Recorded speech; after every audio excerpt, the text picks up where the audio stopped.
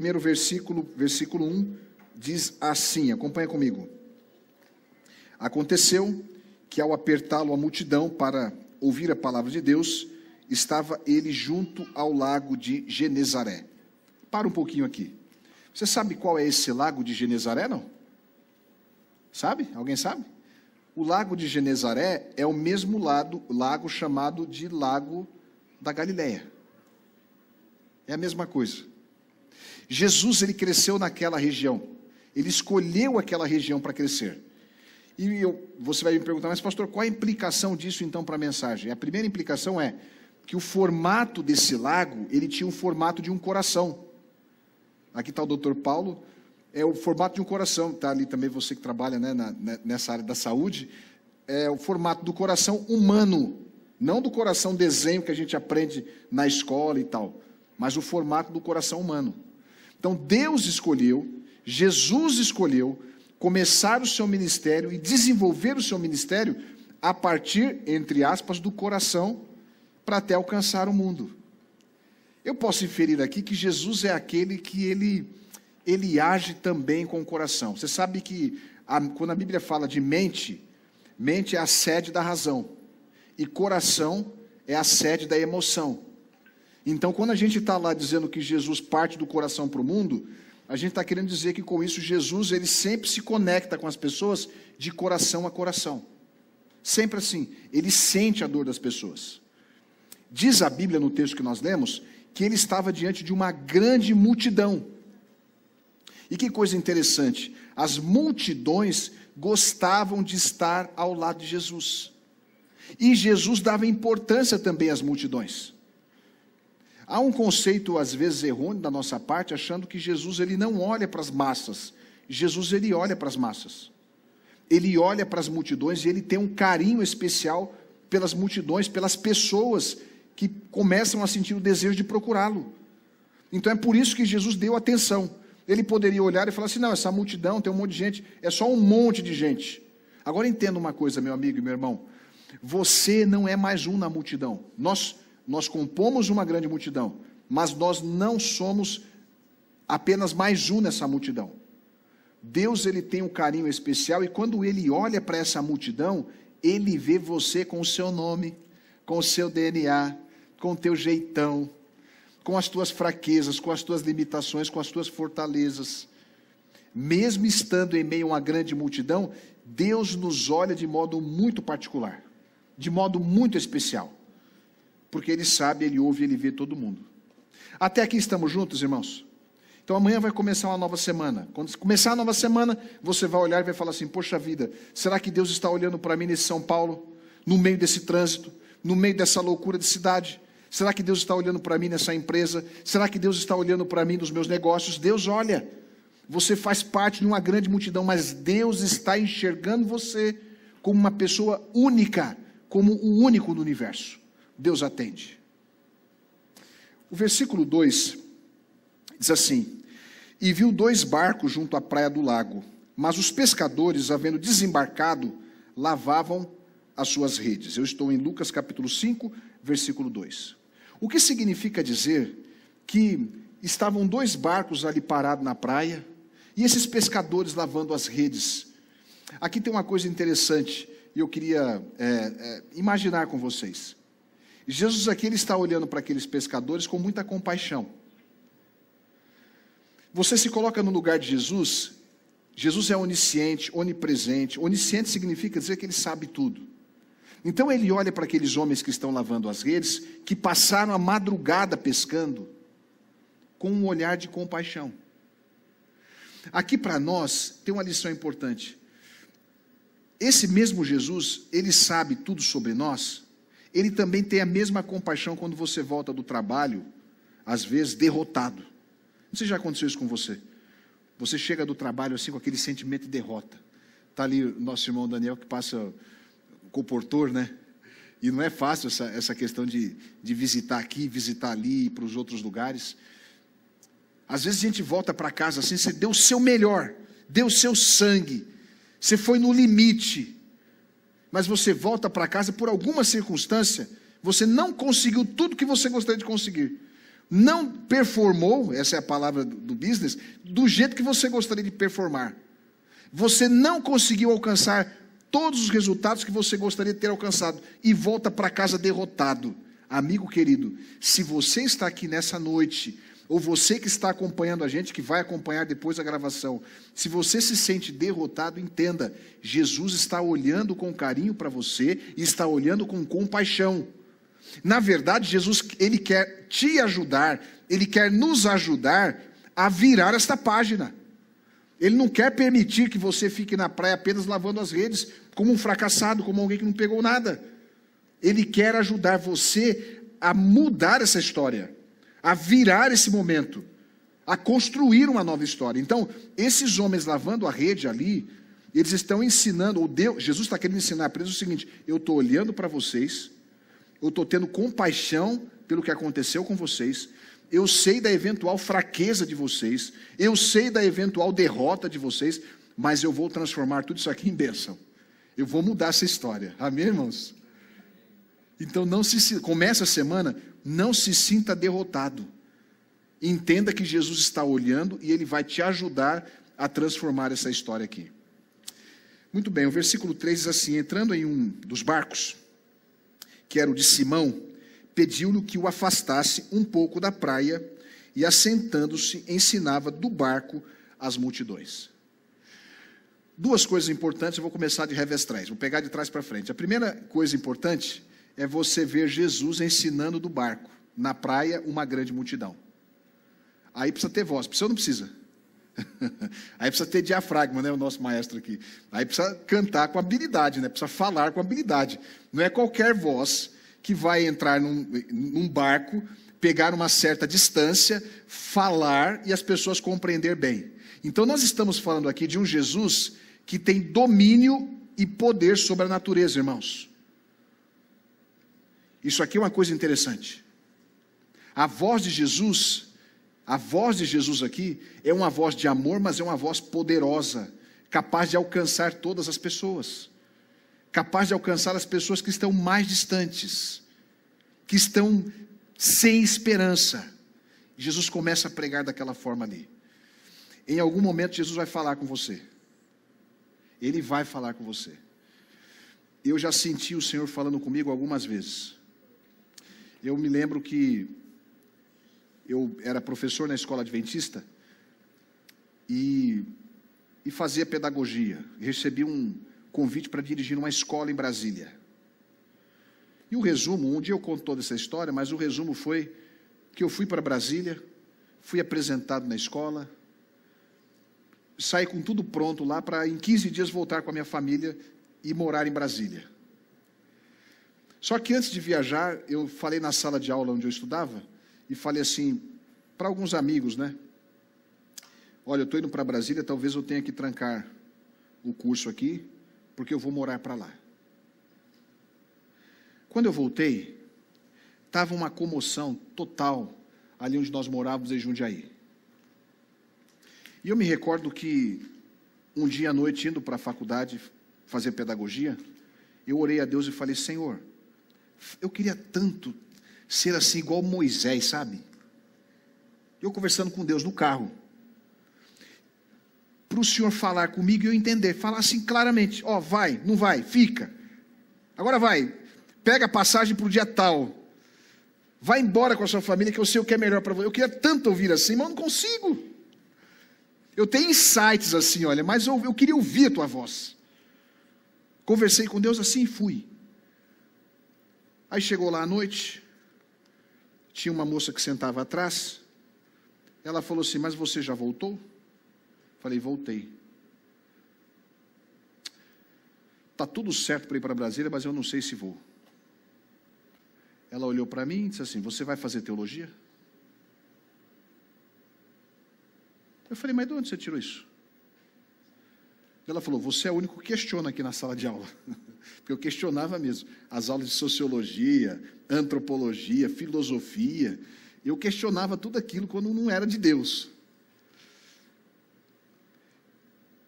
Mas na hora eu não entendi. Quando eu estava voltando para casa, assim, eu lembro como hoje fazendo uma curvinha, parece que lembra da ficha, quem é os tiozão? Parece que a ficha caiu assim, tuf! É a resposta da oração. Eu falei, Senhor, fala comigo. Então, meu amigo querido, Deus, a Bíblia está falando da voz de Jesus aqui, essa voz é muito mais do que poderosa em termos de potência, de decibéis. Não é só isso que a Bíblia está dizendo. A Bíblia está dizendo que a voz de Jesus é capaz de alcançar o teu coração, os teus ouvidos, os teus sonhos. E Ele vai falar. Inclusive, se for para mudar a tua história, Ele vai falar. Ele vai responder. E Ele fala de múltiplas formas. Se você um dia ler Hebreus capítulo 1, verso de 1 a 3, diz que Ele vai falar de múltiplas formas, de muitas maneiras, mas Ele vai falar. Se for para transformar a tua vida, Ele vai falar. Amém? No versículo 3, diz também que o Senhor pediu para o barco de Simão e falou para Simão afastar o barco. Que coisa interessante, né? Aqui vale uma questão importante para você. Muitas vezes Deus ele não vai chegar para você e vai pedir de uma vez tudo aquilo que Ele espera de você. Não sei se você está me entendendo. Ele não vai fazer tudo de uma vez. Ele vai paulatinamente, porque Ele também vai testar a tua fé. Então, até chegar no ponto dele pedir para jogar a rede, primeiro Ele vai pedir o teu barco. Depois Ele vai pedir para você se afastar um pouquinho com esse barco. Ele vai testar a tua fé. E vou dizer mais, se você não for capaz de emprestar o barco, se você não for capaz de pedir para Jesus entrar dentro do barco, se você não é capaz de ouvir a voz do Senhor e afastar o barco para que o Senhor possa utilizar esse barco, pode ser que você jamais veja o milagre que Ele tem para você. Então você quer ver lá na frente o mar se abrir, quer ver as grandes coisas de Deus lá na frente, você tem que começar a obedecer nas pequenas coisas. Os pequenos pedidos do Senhor têm que fazer sentido para você e você precisa começar a obedecer. Olha, se começar nas pequenas coisas, você vai ver grandes coisas lá mais adiante. Mas se você falhar nas pequenas coisas, pode ser que nunca você veja as grandes coisas lá na frente. Deus quer hoje começar uma obra e Ele começa pequeno, às vezes. Eu me lembro conversando com um administrador uma vez, ele falou que no mundo business, muita gente pensa assim, olha, começa pequeno e cresça rápido. Você entende isso aqui? Começa pequeno e cresça rápido. O que isso quer dizer? Que você tem que dar valor às pequenas coisas que Deus pede, as pequenas coisas que Deus exige, as pequenas coisas que Deus coloca diante de você, até que Ele possa te usar nas grandes coisas. Amém? Versículo 4. Quando acabou de falar,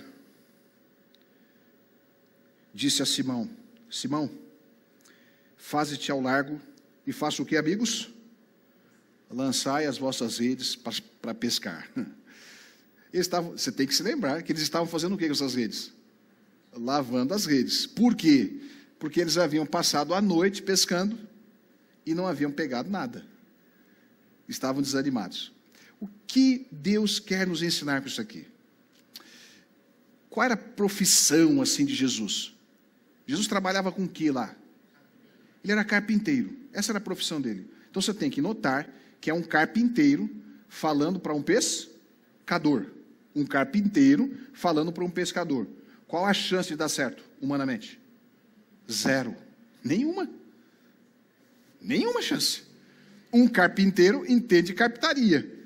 Um pescador entende de pescaria. Eu sou muito ruim para pescar. Não sei se você é bom, mas também tem muito pescador que é só de gogó, não é? Que ele pega, ele tira foto. Conheci gente assim, que ele vai lá e tira foto de um peixe que ele achou lá grande, mas ele nunca pescou, ele não sabe o que é pescar aquilo ali. Eu me lembro que uma vez me chamaram para pescar em alto mar. E me disseram assim, olha, pastor, toma Dramin. E esse negócio de pescar em alto mar é uma coisa especial, assim, de poder de Deus. Porque eles levaram a gente para a beira, a gente saiu assim como é que eu posso dizer? Era no fundo da casa da pessoa que dava para o mar, um braço do mar talvez. Pegou o barco e nós tínhamos que esperar, antes de começar as ondas, 7 ondas. E ele contou, o número 7 da perfeição. Quando deu as 7 ondas, a gente entrava. E ele entrou com o barco, e ele foi fazendo zigue-zague assim, e foi até o alto mar. E eu não tomei o Dramin. Vai tomar Dramin? Para quê? Chegou lá no alto mar, estava o nosso barco e mais outro barco de outras pessoas, de uma família Gorski, lá no sul.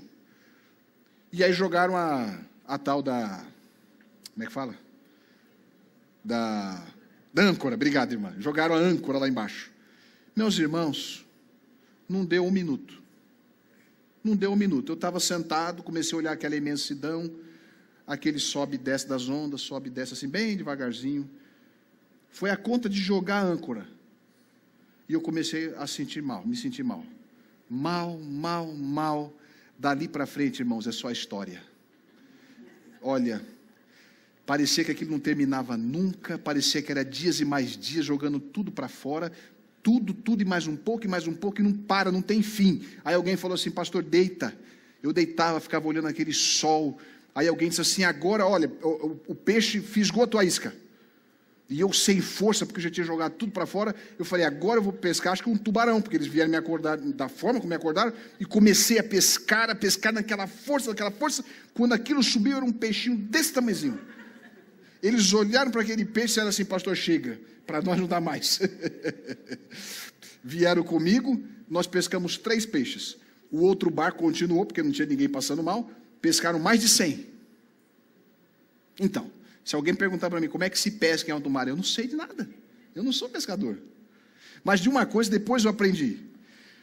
Peixe, ele prefere um lugar, se você for pescar. Alguém já pescou aqui na vida? Não? Já? Ali já pescaram. Você precisa ficar num lugar mais calmo ou num lugar agitado para pegar? Num lugar mais calmo. É melhor pescar de noite ou pescar de dia? De noite é melhor, pega muito mais. Eles passaram a noite toda no melhor momento, no melhor horário, da melhor forma e não pegaram nada. Aí veio um carpinteiro dizer que eles tinham que pescar de dia. Na cabeça deles, se é uma pessoa sem fé, a pessoa vai olhar e falar assim, o que você sabe de pesca? Nós já pescamos, nós fizemos o melhor, não pegamos nada, fazendo o pior, vamos pegar o quê? 0. Só que, irmãos, entenda o seguinte, Pedro aprendeu a confiar no Senhor, e antes de lançar a rede, ele já tinha lançado o coração ao Senhor, lá atrás, quando o Senhor pediu o barco, ele entregou o barco. Quando o Senhor falou assim, agora afasta um pouco o barco para eu falar com o povo, ele ajudou o Senhor e afastou um pouco o barco. Sabe o que acontece? Quando a gente vai confiando no Senhor e fazendo o que é correto, um pouquinho de cada vez, isso vai dando tutano, para que a gente possa responder a coisas maiores no futuro. Deus nunca vai te usar para coisas maiores no futuro, se nas menores coisas da vida você diz não. Você entende?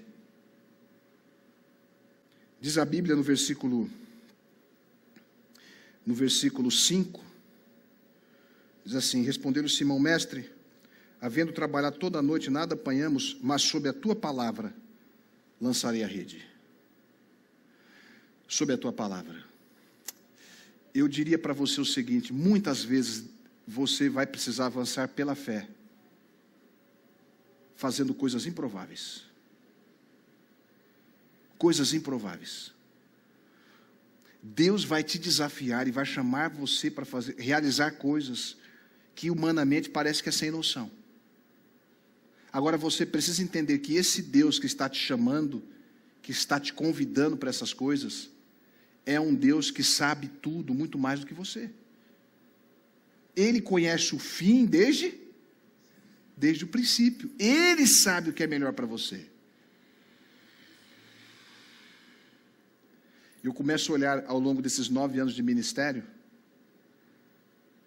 nenhum dos lugares que Deus me chamou para eu trabalhar, eu olhei assim e disse, estava preparado. Era para mim. Nenhum lugar. E quando Deus nos chama, não é porque nós somos capazes, é porque Ele quer nos ensinar. É simples assim. Ele quer nos ensinar. Eu me lembro que a primeira vez que eu fui para o departamento, eu não tinha nem 2 anos de ministério. Tinha 1 ano e pouco, né, mozão? 1 ano e 8 meses. Quando me ligaram e disseram assim, olha, você acabou de ser nomeado. Eu falei, e o quê? Minha esposa estava comigo. Eu encostei o carro e não consegui dirigir, de tanto que eu chorava, porque eu sabia o peso da responsabilidade. Fazer o que lá no departamento? Eu não sou nem ordenado ao ministério. Vou fazer o que lá? Quando Deus nos chama para alguma coisa, quando Deus te pede alguma coisa, Ele não te pede porque você é capaz. Ele não te chama porque você é capaz. Mas Ele te chama e te pede porque Ele quer te ensinar. Ele quer te preparar para coisas maiores, coisas grandiosas, que você não enxerga, que você não vê. Então segue pela palavra. Segue pela palavra. Lança sua rede pela palavra. Lança sua confiança pela palavra. Por aquilo que Deus já preparou para você. Por tudo que Ele já fez, é a garantia do que Ele fará no futuro. Ele vai cuidar no futuro porque Ele já garantiu para você como que Ele está cuidando de você no presente. Como Ele cuidou no passado. Isso é uma garantia do futuro. É por isso que Pedro lançou as redes. E olha o versículo 6. Isto fazendo, apanharam grande quantidade de peixes e rompiam-se as redes. Então fizeram sinais aos companheiros do outro barco para que fossem ajudados, e foram e encheram ambos os barcos a ponto de quase irem a pique. Amém, irmãos? O que Deus tem para nós é melhor e maior? É ou não é? É muito melhor, é muito maior. Agora tem uma liçãozinha que eu queria deixar contigo aqui. Qual é a lição? Nós precisamos aprender a compartilhar. Amigo, deixa eu te falar uma coisa. Tira o teu coração das coisas materiais. Tira. Pede para o Senhor, Senhor, me ensina a tirar o meu coração das coisas materiais. Me ensina, Senhor. Sabe por quê? Porque quando você partir daqui, você não vai levar nada, vezes nada. Nada. Então coloca o teu coração no Senhor e na sua palavra. Tira das coisas materiais. E essa lição eu encontro aqui, porque tem gente, eu não sei se você conhece gente assim. Tem gente que ele é tão mesquinho, ele gosta de acumular tanto, ele não dá nada para ninguém, não solta nada para ninguém, não compartilha nada com ninguém, ele morre com tudo abraçado a tudo que ele tem. E tem coisa que não tem nem valor. Eu conheci uma pessoa que ela juntava tanta tranqueira que até os bichos ele juntava lá. Coisa sem valor, não consegue compartilhar. Então, amigo, aprenda a compartilhar. Primeiro aprenda com o Senhor, aprenda a ser fiel ao Senhor. A devolver ao Senhor aquilo que é dele. Devolve ofertas, devolve dízimos, seja fiel. Depois aprenda a servir as pessoas. Separa um percentual daquilo que você ganha para você ajudar o pobre. Eu não sei se você já fez aqueles mutirões de Natal. Você já participou de mutirão de Natal? Eu sonho um dia a gente fazer aqui na nossa igreja. Mutirão de Natal. Sair com a igreja na rua pedindo alimento para as pessoas carentes. Nós fazemos isso lá em Leme. Sabe o que eu descobri? Que aquele que tem menos é o que dá mais. Você sabe, parece bobeira o que eu estou falando, não parece? Mas é a mais pura realidade. Eu descobri isso. Um dia eu bati numa casa para pedir alimentos com os irmãos da igreja. Aí nós íamos, eu e o irmãozão, a gente batia de porta em porta. A gente arrecadava toneladas de alimento, irmãos. Uma casa bonita, uma casa assim, sabe? Você via que a pessoa era classe média, média alta. Aí saiu a mulher. E eu comecei a pedir. Ela falou assim, eu não tenho nada. Eu falei, você não tem nada? Falou, não tem nada não. Eu olhei os carros assim, carros importados na garagem. Que só a roda daquele carro é o preço do meu carro todinho. Eu falei, você não tem nada. Aí eu falei assim, ó, já que a senhora não tem nada, nós estamos aqui para doar também. Então nós vamos doar alguma coisa para você. Ou tem aqui um pouquinho de arroz, um pouquinho de feijão. Não, aí gritou. Não, tem, foi lá dentro e achou rápido. Você entende isso aqui? Em compensação, eu bati numa casa de uma pessoa que o terreno assim era de terra, só terra, pessoa muito pobre. A casinha ficava lá no canto, e essas pessoas têm mais cachorro na casa do que gente. Tem 4.000 cachorros assim andando por todos os lados. Aí eu bati palma, essa pessoa veio, e eu pedi. Sabe o que ela fez? Ela pegou metade de um saco de arroz que ela tinha na casa dela, e dividiu com a gente na porta, assim, na calçada. Pôs num saco de mercado. numa sacolinha de mercado, dividiu metade. Irmãos queridos, não se apega às coisas materiais. Sabe por quê? Porque o que Deus tem para você é muito maior do que aquilo que está nas suas mãos. Ele pode pegar aquilo que está nas suas mãos e multiplicar, e fazer isso sem você imaginar. Deus é bom demais. Eu vou ler aqui com você agora as partes finais. Verso 8, vendo isto, Simão Pedro prostrou-se aos pés de Jesus, dizendo: Senhor, retira-te de mim, porque sou pecador. Pois à vista da pesca que fizeram, a admiração se apoderou dele e de todos os seus companheiros, bem como de Tiago, de João, os filhos de Zebedeu, que eram seus sócios. Então disse Jesus a Simão: não temas, Simão, doravante serás pescador de homens. E arrastando eles os barcos sobre a praia, deixando tudo, fizeram o quê?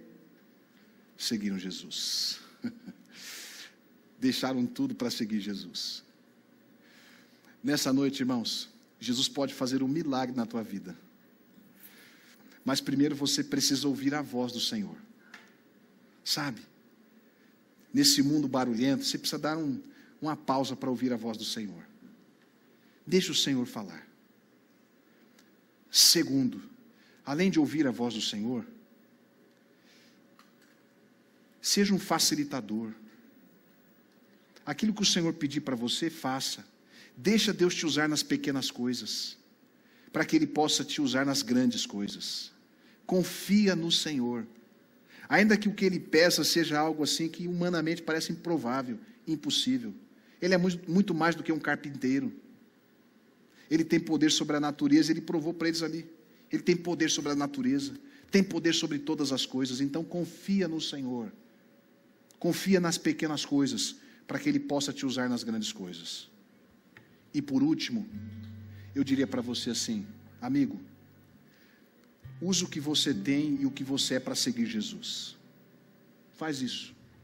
Se é um profissional, se é competente no que você faz, não deixa de ser.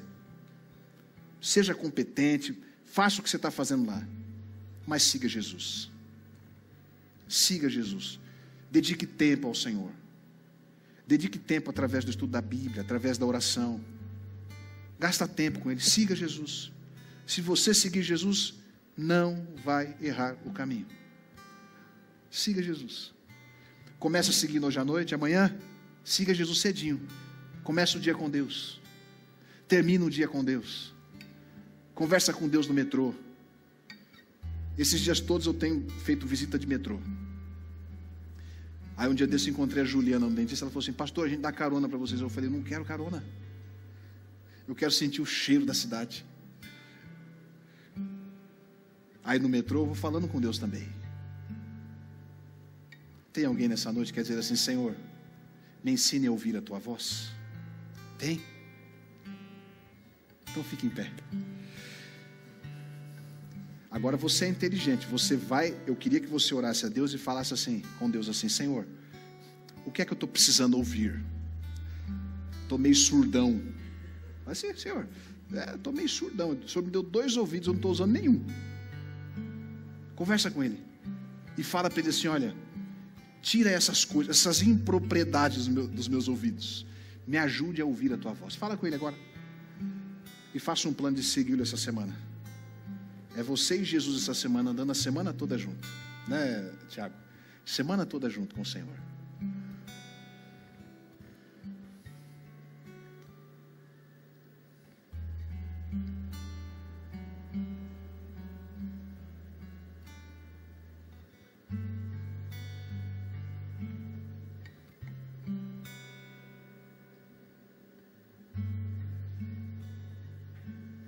Ó Senhor, nós estamos começando uma semana totalmente desconhecida para nós, mas plenamente conhecida para o Senhor. Nossa oração é muito simples, Pai. Ensina-nos a ouvir a Tua voz. Ensina-nos, Senhor, a obedecer ao Senhor nas pequenas coisas, para que o Senhor possa nos usar nas grandes coisas. Nossa oração também, Senhor, nós queremos seguir o Senhor essa semana. Nós não queremos necessariamente que o Senhor venha aonde nós vamos, mas nós queremos ir aonde o Senhor quer que nós vamos. Então, Senhor, guia os nossos passos, guia os nossos caminhos. Dá-nos poder para te buscar todo dia, através do estudo da palavra e através da oração. Que esta semana seja uma semana de vitórias para todos os irmãos. Olha para esses que estão lavando as redes sem esperança, Senhor, e dê esperança, dê conforto, paz, segurança, Senhor. E através da Tua presença na nossa vida, nos ensines a confiar mais e mais no Senhor. Eu coloco a Tua igreja nas Tuas mãos, que o Senhor nos abençoe e nos guarde. Que o Senhor faça resplandecer o Seu rosto sobre cada um de nós e tenha misericórdia de nós. Que o Senhor sobre todos nós levante o Seu rosto e nos dê a paz. Te oramos por Jesus, quem crê diga amém. Amém. Tenha uma feliz semana, meu irmão.